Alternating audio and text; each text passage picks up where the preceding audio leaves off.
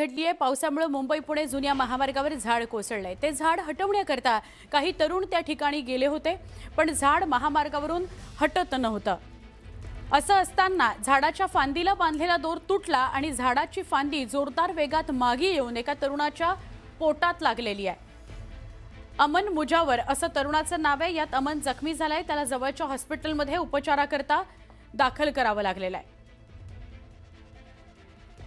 उपचारादरम्यान त्याचा मृत्यू झाल्याची माहिती मिळतेय।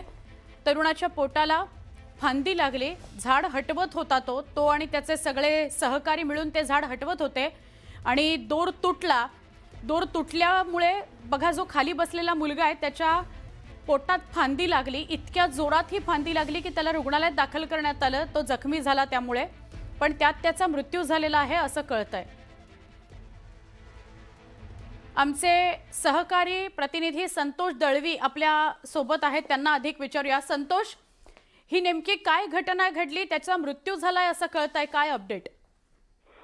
सुवर्णा, मुंबई पुणे जुन्या हायवेवरती परवा खंडाळा घाटामध्ये झाड पडलं आणि ते झाड काढण्यासाठी खोपोलीतील अमन मुजावर यांच्या ग्रुपला मेसेज मिळाला आणि ते 10-12 जण ते फांदी हटवण्यासाठी गेले आणि झाड तोडल्यानंतर दोराच्या साहाय्याने ते फांदीला ओढत असताना दोर तुटला आणि दोर तुटल्यानंतर त्याच्या अंगावरती फांदी गेली आणि तो जखमी झाला। त्याला जवळच्याच हॉस्पिटलमध्ये ऍडमिट केलं। ऍडमिट केल्यानंतर त्याच्यावर उपचार चालू असताना काल रात्री संध्याकाळी त्याचं निधन झालं आणि रात्री उशिरा खोपोलीच्या दफनभूमीत त्याच्यावर अंत्यसंस्कार करण्यात आले। सुवर्ण।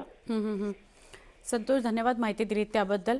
अनेक जिल्ह्यांमध्ये आणि गावांमध्ये असा एक ग्रुप असतो, अशी एक संस्था असते किंवा तरुणांचा एक गट असतो जो त्या वेळेला परिस्थिती काही उद्भवली आणि ती जर या गटाने ग्रुपने मिळून सॉल्व्ह करता येणार असेल, म्हणजे झाड पडणं असेल किंवा काही दगड रस्त्यावर येणार असेल, तर ती हा ग्रुप किंवा या संस्थेला सांगितलं जातं आणि मग ते येऊन हे काम करतात। तसाच हा एक मुजावर आणि त्यांच्या सगळ्या तरुण मित्रमंडळींचा ग्रुप असावा आणि नेमकं झाड हटवायला गेले, दोर तुटला, दोर जाऊन मागे असलेल्या 2 जणांच्या पोटाला लागलेला आहे।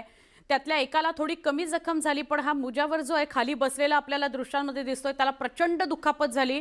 हॉस्पिटलमध्ये त्याला दाखल करावं लागलं आणि दुर्दैव असं की काल रात्री त्याचा मृत्यू झालाय असं कळतंय। शिराळा तालुक्यामध्ये इतरत्र पावसाचा जोर मंदावलाय, तरी चांदोली धरणाच्या पाणलोट क्षेत्रात गेल्या 4-5 दिवसांपासून अतिवृष्टी सुरू आहे। त्यामुळे चांदोली धरण निम्म भरलंय। गेल्या 24 तासात चांदोली धरण परिसरात 146 मिलीमीटर पावसाची नोंद झाली आहे। या मुसळधार पावसामुळे धरणाच्या पाणलोट क्षेत्रातून 19,214 क्युसेक पाण्याची आवक होती आहे। धरणाच्या पाणीसाठ्यामध्ये गेल्या 24 तासात झपाट्याने वाढ झाली आहे। यामुळे धरणात 17 टीएमसी पाणीसाठा झालाय।